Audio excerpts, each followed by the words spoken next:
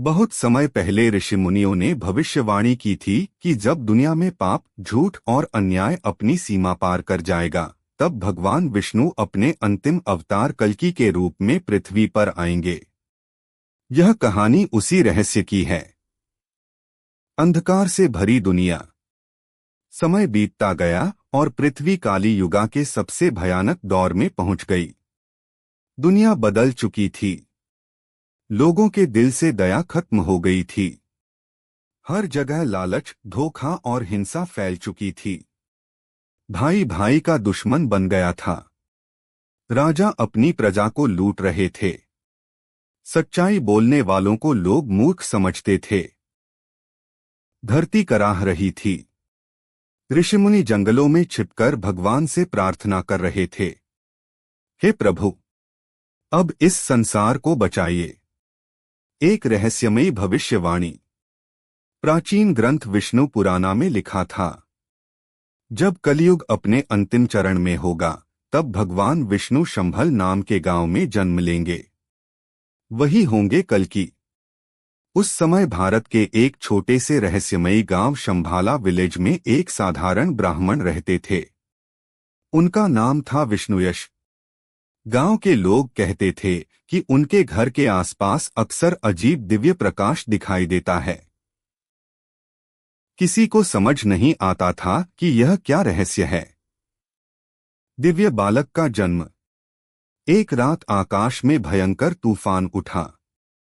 बिजलियां चमकने लगीं। ऐसा लग रहा था जैसे पूरा आकाश फट जाएगा। उसी रात विष्णुयश के घर एक बालक ने जन्म लिया। जैसे ही वह बालक पैदा हुआ, पूरा घर दिव्य प्रकाश से भर गया। दूर जंगल में बैठे ऋषियों ने आंखें बंद कर लीं और बोले, समय आ गया है। कल्कि आ चुके हैं।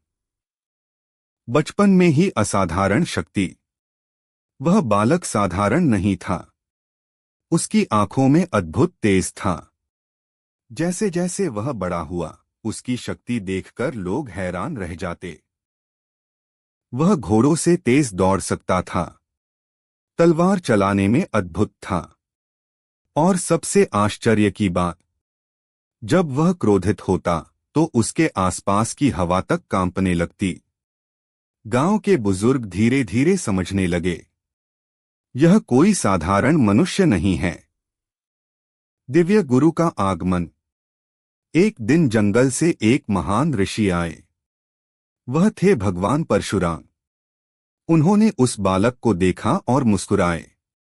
उन्होंने कहा, मैं हजारों साल से तुम्हारा इंतजार कर रहा था।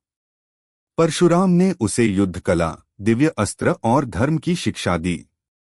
वर्षों तक कठिन प्रशिक्षण चला। अब वह बालक एक महान योद्धा बन चुका था। देवदत्त दिव्य घोड़ा। एक दिन आकाश में तेज प्रकाश हुआ। उस प्रकाश से एक अद्भुत सफेद घोड़ा प्रकट हुआ। उस घोड़े की आंखें आग की तरह चमक रही थीं।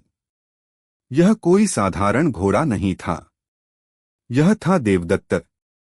जैसे ही कल्कि उसके पास गए, घोड़ा उनके सामने झुक गया। अब दुनिया बदलने वाली थी। अधर्म का अंत। कल्कि ने अपनी चमकती तलवार उठाई। वह देवदत्त पर सवार हुए। और फिर शुरू हुआ सबसे भयानक युद्ध। जहां भी अत्याचारी राजा थे, जहां भी निर्दोष लोगों पर अत्याचार हो रहा था, वहां कल्कि पहुंच जाते। उनकी तलवार बिजली की तरह चमकती और पापियों का अंत हो जाता। लोगों ने पहली बार उम्मीद देखी। अंतिम युद्ध। लेकिन अधर्म की सबसे बड़ी शक्ति अभी बाकी थी। एक अत्याचारी साम्राज्य जिसने पूरी दुनिया को डर से दबा रखा था। उसकी सेना लाखों में थी। लोग सोच रहे थे, क्या एक योद्धा इतनी बड़ी सेना को हरा सकता है? लेकिन जब युद्ध शुरू हुआ, आकाश लाल हो गया। कल्कि की तलवार से ऐसी दिव्य शक्ति निकल रही थी कि पूरी सेना कांपने लगी। कुछ ही समय में वह साम्राज्य खत्म हो गया। नए युग की शुरुआत। अधर्म खत्म हो चुका था। दुनिया में फिर से शांति लौट आई। लोगों ने धर्म का रास्ता अपनाना शुरू किया और उसी दिन से शुरू हुआ नया युग, सत्यायुगा। सत्य, धर्म और शांति का युग। कहानी का रहस्य। कहा जाता है कल्कि अभी भी कहीं न कहीं मौजूद हैं। वह उस दिन का इंतजार कर रहे हैं जब दुनिया में अधर्म अपनी सीमा पार कर देगा और फिर एक बार फिर आकाश में बिजली चमकेगी, सफेद घोड़ा दौड़ेगा और दुनिया देखेगी कल्कि का आगमन।